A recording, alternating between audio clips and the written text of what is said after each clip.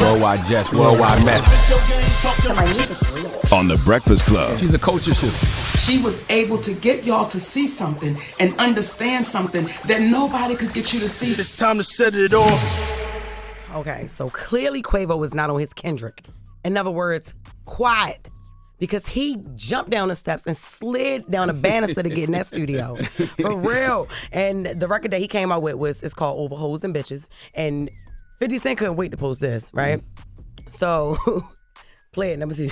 Crackhead Michael Jackson, you better beat it. He called him a crackhead Michael Jackson. I mean, he basically repeated what he had said in the other song, but he's going in depth. His feelings was hurt. Well, that's what he's supposed to do. I mean, Chris went at him hard, and he mentioned his deceased nephew. Yeah, he should respond. He should have responded. Yeah, he should have. He also, poor sweetie, she just sitting in her house, minding her business, doing her rich girl-ish. Right, and he said something about her too. So, sweetie, she responded to that. And because he said that he can make 1,000 sweeties, like trying to, make it seem like it's like he not stunting her. She posted a screenshot from January of an unopened DM from Quavo, and it said, hopefully the model he turns into me replies. But what he said was so funny because it said, damn, we used to mean AF to each other. She posted it. I would have opened it just to be like, what are you talking about? I think what he was trying to say is, damn, we used to be so mean to each other or we used to mean so much to each other. Yeah. So he did miss this old thing at one point, right? Now, there's a part of the song where he claims Frank Ocean beat Chris Brown up. And I couldn't believe this. I was like, Frank Ocean, but Chris ain't want to hit him back because it'd be a hate crime. If that was it. If they was to get into it. Yeah. I can't hit you back, No, man. seriously, yeah. I forgot that Chris Brown and Frank Ocean had a little fight back in 2013. So I pulled up the articles to refresh my mind, right? And Chris Brown said...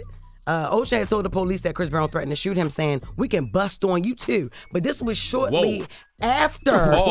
This was shortly after Ocean had came out. No, this was after he came out. Christ. So you can only imagine that Ocean was like, we'll do it then. You know what I'm saying? Because you can't say that Don't threaten me with a good time. do it. Bust on me, what? Let's rumble Please with it. pull out. So you Pull out. No, leave it in. No, don't leave it in. Man, shut up. Stop, man. that's not good, y'all. Stop. All right, so Chris Brown even responded to the track or whatever. But and now play the other bars, yo. Yeah, number 1. Boy, wanna die by some shit. You dub by Karuchi. You tried to beat up Tiana, but Usher wouldn't let you do it. But he was dead serious, Chris Brown responded to it basically saying, man, having fun with it. That shit's cool. I was excited. I thought that, you was gonna give me something to fight back or whatever, but I'm not even responding. Take Off rap was better. Take Off rap better. And then he said, come on, Quavius.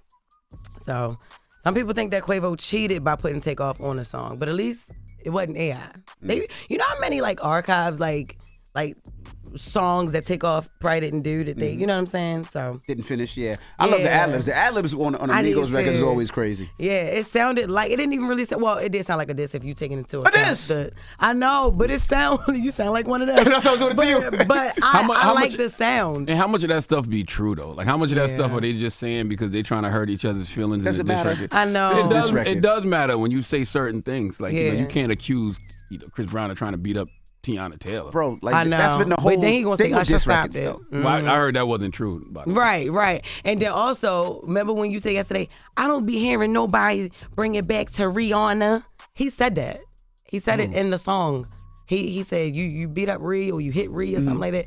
It always goes back to Ree. Yeah, but I was talking about in general when him and when he's beefing with other men, like when he's about to get into it with Frank Ocean, or he's getting into it with Drake, or he's getting into it with Usher. People don't bring it back to Rihanna then. With guys, you said, well, okay, no, I feel you. But you said every battle rap they make things up.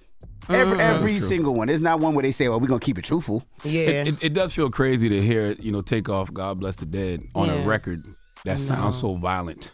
Especially when Takeoff was a victim of senseless violence. Yeah. Because I don't know what Quavo and Chris Brown are even beefing about. Like, all of this seems senseless to me. Where did all of this start? Where did it come from? A girl that's not even with either one of them. I just feel like all of this could be a conversation. Yeah. Or a coordinated fist fight. If y'all really got to get it out of each other, if y'all really got to get it in, Do it when it's just y'all two, nobody around. Whoever wins on some, old school Apollo Creed Rocky. We don't know who won that fight in the gym at the end of Rocky 3. Because Chris will bust on him too. Damn. Wow. Wow. That's what he said. We'll bust on you. That's so funny. You got to be careful saying stuff like that in 2024. Yeah. Okay. All right. Meek will take that line. Oh, yeah, I like that. You stupid, man. That's Jess with the Mess. Y'all crazy. When we come back, we got front page news. Morehouse. That's right. HBCU out in Atlanta. Their commencement speaker is President Biden. We'll tell you how they feel about it. It's The Breakfast Club. Good morning. Wake that ass up. Early in the morning. The Breakfast Club.